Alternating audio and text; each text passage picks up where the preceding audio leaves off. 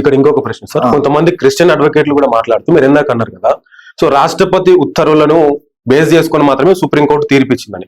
ఒకవేళ రాష్ట్రపతి ఉత్తర్వులు చట్టంగా మారాలి అని అంటే పార్లమెంట్ లో దాని బిల్లు పాస్ కావాలి, సగానికంటే పైగా ఉన్నటువంటి సభ్యులు దాన్ని ఆమోదించిన తర్వాత అది ఒక చట్టంగా ఉంటుంది. ఆ చట్టాన్ని ఆధారంగా చేసుకొని మాత్రమే తీర్పు ఇవ్వాల్సి ఉంటుంది తప్ప, సో రాష్ట్రపతి ఉత్తర్వులను ఆధారంగా చేసుకుని ఎట్లా ఇస్తారు మీరు అనేటువంటి వాళ్ళకి మీకు సమాధానం ఏంటి సార్? అంటే ఇక్కడ ఒక విషయం ఏంటంటే, భారతదేశంలో అత్యంత శక్తివంతమైనటువంటి వ్యక్తి అంటే ప్రెసిడెంట్ ఆఫ్ ఇండియానే. సో ఇది ఆయన నుంచి వచ్చినటువంటి ఆర్డర్, రాష్ట్రపతి కాబట్టి ఆయన నుంచి వచ్చినటువంటి ఆర్డర్. ఈ రాష్ట్రపతి ఉత్తర్వు వచ్చినప్పుడు అప్పటికి భారతదేశంలో ఎన్నికలు జరగలేదు. అప్పటికి ఈ చట్టం తెచ్చిన వాళ్ళు ఎలక్టెడ్ గవర్నమెంట్ కాదు, ప్రజల చేత ఎన్నుకోబడ్డటువంటి పాలకులు కాదు.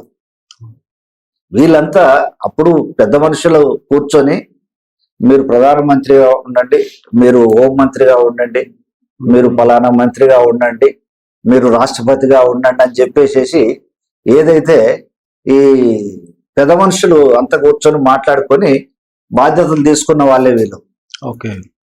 ఒకటి అది. రెండోది, ఇదేం పార్లమెంట్ లో కూడా చర్చ జరగలేదు. ఇది పార్లమెంట్ పోయింది కాదు ఇది, ఈ రాష్ట్రపతి ఉత్తర్వు. సో కనుక వాస్తవానికి ఏంటంటే దీనిని కరెక్ట్ గా మనం ఫైట్ చేస్తే గెలుస్తాం. సో దాని కొరకనే మనం ఈ ప్రయత్నం చేస్తున్నాం. ఇది ఒక కోణంలో మనం చూడాలి. రెండవ కోణం ఏంటంటే మానవతా దృక్పథం, సామాజిక కోణం అనేది ఒకటి ఉంది. ఇప్పుడు మనం చట్టాల గురించి మాట్లాడుకున్నాము, చట్టం ఇలా చెప్తుంది కాబట్టి కోర్టు అదే చెప్తుంది.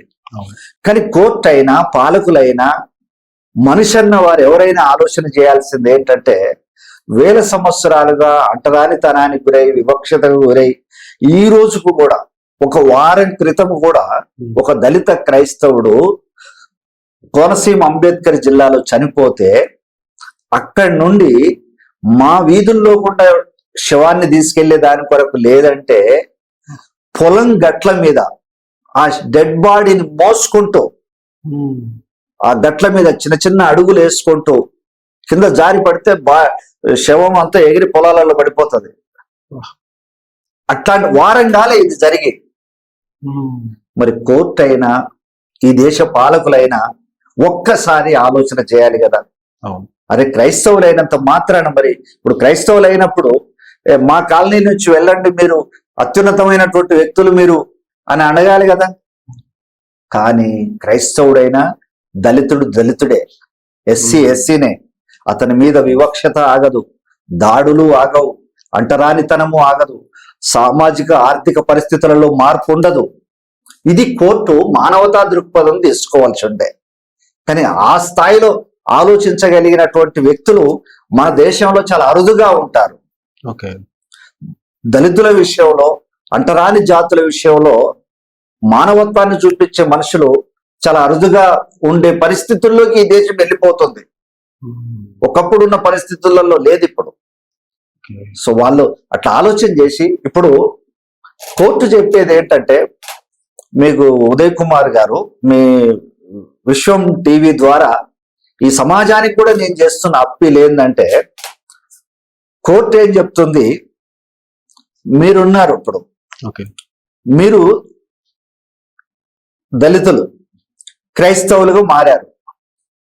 కోర్టు చట్టాలు చెప్పేది ఏంటంటే, క్రిస్టియానిటీ కులాన్ని బోధిస్తలేదు కాబట్టి మీకు ఎస్సీ స్టేటస్ వర్తించదని చెప్తున్నారు. ఓకే ఇప్పుడు నేను మీకు ఎదురుపడ్డాను, లేదా మీ దగ్గరికి వచ్చాను. నేను హిందూ, మీరు క్రిస్టియన్. నేను హిందూ అగ్ర కులస్తులకు సంబంధించినటువంటి వ్యక్తిని.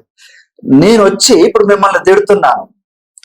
తిట్టేటప్పుడు ఒక 10 పదాలు తిడితే అందులో ఒక్క పదమైనా మీ కులం గురించి ప్రస్తావిస్తా కదా, అవునా కదా? దూషించేటప్పుడు, ఆ భాష వాడేటప్పుడు, ఆ దుర్భాషలు ఆడేటప్పుడు ఖచ్చితంగా కుల ప్రస్తావన వస్తుంది. ఎన్ని ఘటనలు చూస్తలేం సార్ ఇప్పుడు మనం చూస్తున్నాం. ఆయన పేరు మత్తయి ఉండొచ్చు, జేమ్స్ ఉండొచ్చు, జాన్ ఉండొచ్చు, మేరీ ఉండొచ్చు, ఏదైనా ఉండొచ్చు. కానీ తిట్టేటప్పుడు కులమైతే వస్తుంది కదా. కోర్టు అయినా ప్రజాప్రతినిధులైనా పాలక వ్యవస్థలైనా సరే అరే మీ మతాన్ని చూస్తుంది కానీ బాధితుడి మతాన్ని, మరి తిట్టినోడి మతం కులాన్ని బోధిస్తుంది కదా. అవును, ఇప్పుడు నేను తిట్టింది దేన్ని బేస్ చేసుకొని తిట్టాను? కులాన్ని బేస్ చేసుకుని తిట్టాను కదా. మరి మిమ్మల్ని చూస్తుంది కానీ నన్ను ఎందుకు చూస్తలేదు? అంటే మీరు నేరస్తుని చూస్తలేరు. ఎంత దుర్మార్గమైన వ్యవస్థ అంటే, అనంతపురం జిల్లాలో ఒక ఎస్సీ మహిళ అమ్మాయిని ఒక అగ్రకులస్తుడు అత్యాచారం చేశాడు, రేప్ చేశాడు.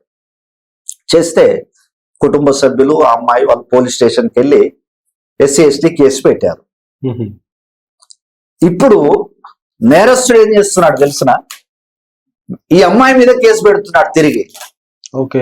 ఏమని? ఆమె నా మీద ఎస్సీ ఎస్టీ కేసు ఎట్ట పెడుతుంది, ఆమె చర్చికి పోతుంది కదా, ఆమె చర్చికి పోతుంది కాబట్టి ఆ కేసు కొట్టేయగలరు అని అంటారు. అంటే ఇప్పుడు తహసీల్దార్ వ్యవస్థ, రెవెన్యూ సిబ్బంది వీళ్ళందరూ కూడా ఇప్పుడు రేపు జరిగిన విషయాన్ని మరుగున పడిపోతుంది. ఇక్కడ మీడియాలో కానీ అన్నిట్లో కానీ పతాక శీర్షికల్లో వచ్చేది ఏంటంటే ఆ అమ్మాయి చర్చి పోతుందా లేదా, దీని మీద ముందు ఎంక్వైరీ జరగాలి.